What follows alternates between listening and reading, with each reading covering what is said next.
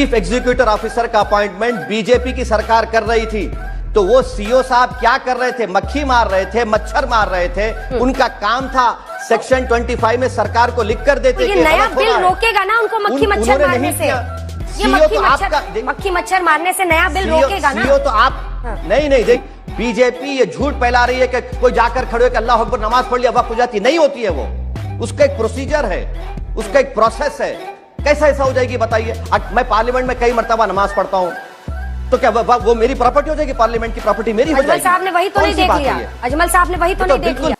राम राम दोस्तों, शेखर की बात लाइव में आप सबका स्वागत है। उम्मीद करता हूं आप सब बेहतर होंगे। सभी सनातनी और राष्ट्रवादी भाई बहनों से अपील है, चैनल को सब्सक्राइब करेंगे। दोस्तों, जब से वक्फ बोर्ड को लेकर के सरकार ने नया बिल संसद में पेश किया है और ये ज्वाइंट पार्लियामेंट्री कमेटी के पास गया है, तब से जो इस देश को इस्लामिक स्टेट बनाना चाहते हैं, जो इस देश में शरिया लागू करना चाहते हैं, ओवैसी जैसे लोग, राहुल गांधी जैसे लोग, लालू प्रसाद यादव जैसे लोग, अखिलेश यादव जैसे लोग, ये जो जितने भी मुसलमानों के अंडकोश चूसने वाले हैं, इन सारे को मिर्ची लग गई है।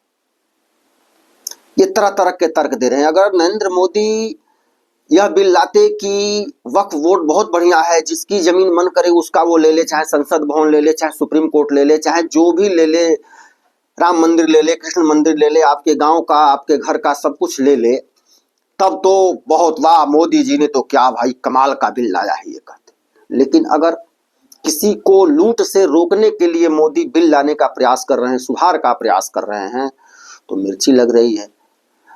असदुद्दीन ओवैसी इसमें सबसे आगे आगे चल रहे हैं, खूब उनको हो हल्ला कर रहे हैं। उसका कारण आप जानते हैं?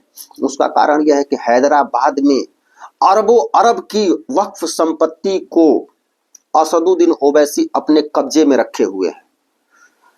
हैदराबाद के जो पॉश इलाके हैं, जो मशहूर चौक चौराहे हैं, जो मशहूर इलाके हैं, इनकी बड़ी बड़ी आलीशान बिल्डिंगें हैं, कॉम्प्लेक्स हैं, इनको किराया मिलता है उसका, जिससे इनको करोड़ों करोड़ रुपए हर महीने आते हैं उस वक्फ संपत्ति से। तो असदुद्दीन ओवैसी अगर वक्फ कानून में बदलाव हो जाता है तो पहले कंगाल होंगे, इनको तो ये भय है। तो ये मुसलमानों के नाम पर, भाई आम मुसलमान जो मजदूरी करके खाता है, जो मेहनत करके खाता है, जो पंचर बना के खाता है, जो दुकान लगा के खाता है, जो सब्जी बेच के खाता है, जो ठेला चला करके खाता है, उसको वक्फ से क्या फायदा, क्या नुकसान? वक्फ से सिर्फ फायदा उनको है जो बड़े बड़े नेता हैं, बड़े बड़े मुस्लिमों के जो मसीहा खुद को कहते हैं, असदुद्दीन ओवैसी जैसे लोग। लेकिन ये मुसलमानों को ये भड़का रहे हैं कि वक्फ से मुसलमानों को दोयम दर्जे का बनाया जा रहा है, मुसलमानों की संपत्ति छीनी जा रही है। भाई आप सोचिए जरा, आपके बगल में कोई ठेला चलाने वाला मुसलमान है, उसके पास वक्फ की संपत्ति है। जहां आप हैं, अगर वक्फ की संपत्ति हो तो किसके कब्जे में है? वहां के किसी बड़े मुस्लिम नेता के कब्जे में होगी। अंजना ओम कश्यप से आज असदुद्दीन ओवैसी का सामना हो गया और असदुद्दीन ओवैसी को बकरा बना दिया अंजना ओम कश्यप ने। करने के लिए नहीं कह रही हूं, चाहे वो हिंदू धर्म रहा हो, रिफॉर्म, हमेशा रिफॉर्म एक बड़ा तरीका होता है अपने आप को, धर्म को बदलते हुए वक्त के साथ आगे बढ़ने के लिए। और इस नजरिए से चाहे सती प्रथा हो, बहुत सारी ऐसी प्रथाएं हैं जो कि हिंदू धर्म में भी रिफॉर्म के जरिए बड़े बड़े रिफॉर्मर्स हुए। लेकिन यह माना जाता है कि इस्लाम धर्म में बहुत ज्यादा रेसिस्टेंस होता है किसी भी रिफॉर्म के लिए। इस बाबत मेरा प्रश्न है आपसे, चाहे वो ट्रिपल तलाक हो या फिर अब वक्फ बिल हो, जो रिफॉर्म लाने की कोशिश है उसका रेजिस्टेंस करना, उसके खिलाफ बोलना, उसका विरोध करना, उसको रोकने की हर कोशिश करना, उसको धर्म पर अपने आघात बनाना, उसके आप एक चेहरा बनते जा रहे हैं, इस्लाम धर्म के लिए झंडा बरदार बनते जा रहे हैं। अगर वक्फ बिल के कॉन्टेक्स्ट में आपसे मैं ये सवाल पूछूं तो क्या मैं सही नहीं हूं वैसे साहब? नहीं, आप बिल्कुल सही नहीं है, आप बिल्कुल गलत है मैडम। बड़ी बड़ी इज्जत के साथ मैं कह रहा हूं, इसलिए आप गलत हैं क्योंकि इसमें रिफॉर्म, एफिशिएंसी के नाम पर आप वक्फ बोर्ड को बर्बाद कर रहे हैं। कैसे बर्बाद कर रहे हैं? देश को समझना पड़ेगा कि वक्फ एक गवर्नमेंट की जायदाद नहीं है, गवर्नमेंट की प्रॉपर्टी नहीं है। वक्फ हमारे पूर्वजों ने दान दिया था, जिस तरह हिंदू धर्म में दान दिया जाता है। दूसरी बात आपको समझने की जरूरत है कि कलेक्टर को आप ये इख्तियार दे रहे हैं कि वो डिसाइड करेगा कि वक्फ रजिस्टर होगा नहीं होगा। क्या ये पावर्स हिंदू एंडोमेंट बोर्ड में है। सरकार यह कह रही है कि वक्फ बोर्ड में, सेंट्रल वक्फ बोर्ड में ज्यादा मेंबर्स नॉन मुस्लिम होंगे। तो क्या हिंदू एंडोमेंट बोर्ड में कोई नॉन हिंदू मेंबर बन सकता है? नहीं बन सकता है। चाहे काशी विश्वनाथ हो, तमिलनाडु का एंडोमेंट हो, तेलंगाना का हो, आंध्रा का हो, उड़ीसा का हो, नहीं बन सकता। तीसरी बात यह है कि कलेक्टर को यह राइट दिया जा रहा है कि वो डिसाइड करेगा ये गवर्नमेंट प्रॉपर्टी है, वक्फ की प्रॉपर्टी है। अगर मिसाल के तौर पर आपको समझाने के लिए अगर कलेक्टर को ये राइट दे दिया जाएगा कि प्राइवेट प्रॉपर्टीज पर डिसाइड करेगा, तो क्या वो किसी नोएडा के स्टूडियो को कह देगा कि भाई ये गवर्नमेंट प्रॉपर्टी है? तो क्या नोएडा के स्टूडियो के लोग निकल जाएंगे, खामोशी से दे देंगे? ये एक गवर्नमेंट की प्रॉपर्टी नहीं है।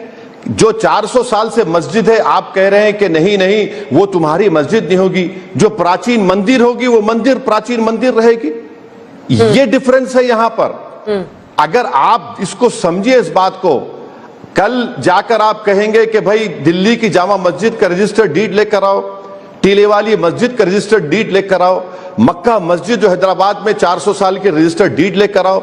आप वक्फ यूजर को निकाल रहे हैं, आप कलेक्टर को पूरे पावर्स दे रहे हैं। जो सर्वे कमिश्नर जो है, जो इंडिपेंडेंट होता है, स्टेट गवर्नमेंट गजट इशू करती है, आप कह रहे हैं वो सब गलत है, अब रीसर्वे होगा। यानी जितनी जायदाद है उसका रीसर्वे होगा।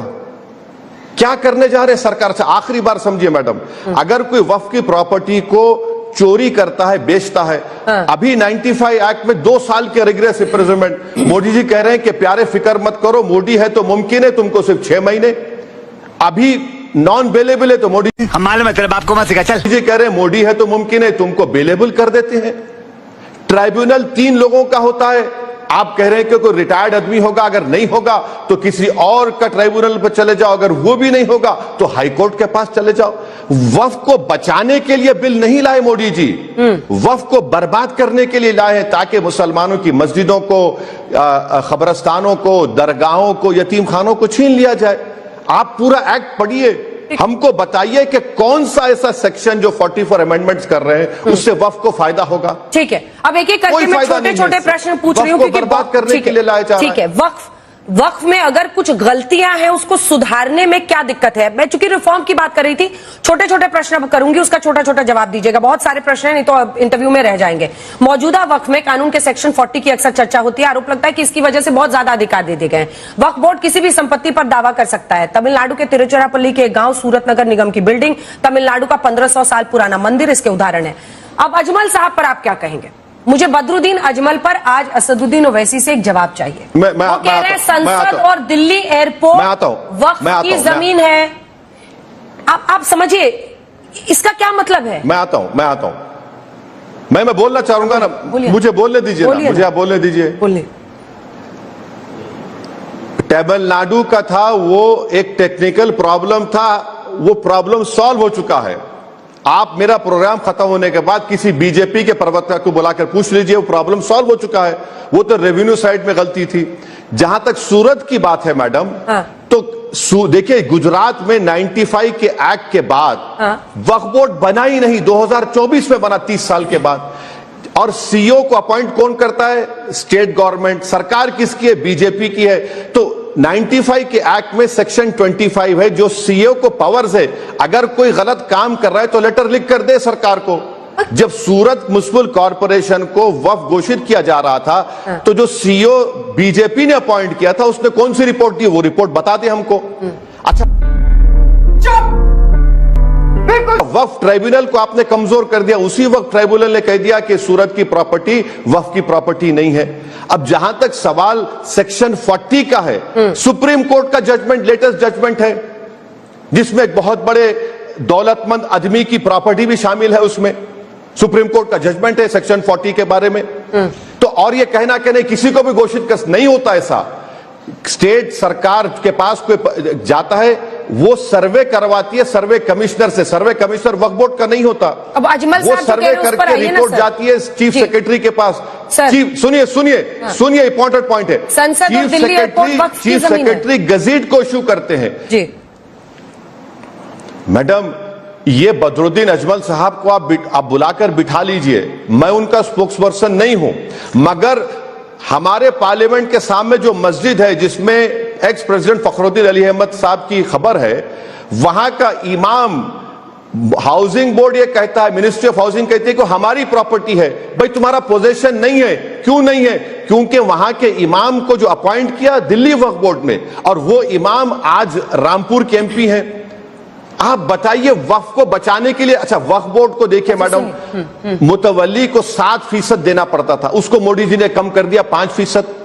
ये कौन सा है? क्या आप बताइए किसी हिंदू एंडोमेंट बोर्ड में आप किसी नॉन हिंदू को बोलेंगे बैठकर तुम चलाओ हिंदू एंडोमेंट बोर्ड? नहीं चलाएंगे ना। अरे पर ऐसा पावर्स नहीं है ना सर, ऐसा पावर्स नहीं है ना कि आप किसी को भी कह दें कि हमारी जमीन है। सूरत की शिव शक्ति सोसाइटी, छोटा छोटा सवाल सर, छोटा जवाब, आपका जवाब लंबा हो रहा है सर, जवाब लंबा हो रहा है। सूरत की शिव शक्ति सोसाइटी, एक प्लॉट मालिक ने अपने प्लॉट को गुजरात वक्फ बोर्ड में पंजीकृत करा दिया, लोग वहां नमाज पढ़ने लगे। इसका मतलब ये हुआ कि किसी भी हाउसिंग सोसाइटी में एक अपार्टमेंट किसी भी दिन बिना सोसाइटी के अन्य सदस्यों, मतलब एक दिन की जानकारी में वो घर, वो सोसाइटी का एक घर मस्जिद में तब्दील हो गया। ये कैसे हो सकता है? ये मतलब बाकी लोगों के जो राइट्स है वहां पर जिनका घर है उनका इंफ्रिंजमेंट मैडम आप समझिए मेरी बात को। गुजरात में 95 के एक्ट के बाद से 2024 में वक्फ बोर्ड बनाया गया। इस दरमियान में 95 से लेकर 2024 तक चीफ एग्जीक्यूटिव ऑफिसर का अपॉइंटमेंट बीजेपी की सरकार कर रही थी। तो वो सीओ साहब क्या कर रहे थे? मक्खी मार रहे थे, मच्छर मार रहे थे। उनका काम था सेक्शन 25 में सरकार को लिख कर देते। तो ये नया बिल रोकेगा ना उनको मक्खी मच्छर मारने से? ये मक्खी मच्छर मारने से नया बिल रोकेगा ना? सीओ तो आप नहीं देखिए, कलेक्टर इन्वॉल्व ना नहीं बहुत तेज हो रहा है, रोकेगा नहीं रोकेगा। वही पावर्स है सीओ को, अभी नहीं है वही पावर सीओ को है। अच्छा, वही पावर सीओ को है। अरे सरकार सीओ को वक्फ बोर्ड अपॉइंट नहीं करता, चीफ एग्जीक्यूटिव ऑफिसर सरकार अपॉइंट करती है, तनख्वाह सरकार देती है। तो वो क्या कर रहा था? उसको सेक्शन 25 में लिख कर देना था, गलत हो रहा है। सूरत म्युनिसिपल कॉर्पोरेशन में लिख कर देना था, गलत हो रहा है। किसी फॉरेस्ट जमीन को अगर कब्जा हुआ तो लिख कर देना था, एक लेटर पेश कर दे जिसमें सीओ ने कहा कि गलत हो रहा है। वक्फ बोर्ड तो बना 2024 में गुजरात में, तो इसमें कैसा करेगा? और मैडम गुजरात की बात कर रहे हैं, सोमनाथ के पास कौन सी खबरों को, दरगाहों को तोड़ दिया आपने? 800 साल 700 साल पुरानी आपने तोड़ दिया पूरा उसको। अब मसला गया है सुप्रीम कोर्ट में। वक्फ की प्रॉपर्टी सरकार की प्रॉपर्टी नहीं हो सकती। बीजेपी ये झूठ फैला रही है कि कोई जाकर खड़े होकर अल्लाह अकबर नमाज पढ़ लिया वक्फ हो जाती, नहीं होती है वो। उसका एक प्रोसीजर है, उसका एक प्रोसेस है। कैसा ऐसा हो जाएगी बताइए? मैं पार्लियामेंट में कई मर्तबा नमाज पढ़ता हूं, तो क्या वो मेरी प्रॉपर्टी हो जाएगी? पार्लियामेंट की प्रॉपर्टी मेरी हो जाएगी? अजमल साहब ने वही तो नहीं देख लिया, अजमल साहब ने वही तो नहीं देख लिया। अच्छा चलिए अगला सवाल। बोर्ड किसी संपत्ति को अपना कहते हुए दावा कर दे, इसके उलट साबित करना बहुत मुश्किल हो जाता है। वक्फ एक्ट का जो सेक्शन 85 है, क्योंकि आपने पिछली बार कहा था कि यहां से जो भी होता है वो आगे कोर्ट्स में जा सकता है। 85 कहता है इसके फैसले को हाई कोर्ट या सुप्रीम कोर्ट में चुनौती नहीं दी जा सकती है। इस बिल में सुधार किया जा रहा है अभी जो है। मैं पढ़ के वर्बैटिम सर मैंने निकाला है। अरे आप बहुत काबिल वकील है सर, मुझे पता है, मुझे पता है। सुनिए ना, मैं इसीलिए मैंने एक शब्द उससे निकालकर सामने रखा है। आप मेरी बात सुनिए ना। अरे सुनिए ना क्या लिखा है। Bar of jurisdiction of civil court, no suit or other legal proceedings shall lie in any civil court, revenue court and any other authority in respect of dispute, question or other matter relating to any waqf property or other matter which is required by or under this act to be determined by a tribunal. अगर मैं गलत हूं आप समझा दीजिए वकील साहब, लेकिन ये तो लिखा हुआ है ना, जिसकी वजह से एक एब्सोल्यूट पार होता है। एक बात सुनिए, बोलिए। एक बात, अरे मैडम एक बात सुनिए। भारत के संविधान के आर्टिकल 323 के तहत वक्फ ट्राइब्यूनल बनाया गया और 95 का एक्ट 2013 का अमेंडमेंट हुआ, उसमें बीजेपी यूनानिमस सपोर्ट करी उसको। एनजीटी का ट्राइब्यूनल है वो गलत है क्या मैडम?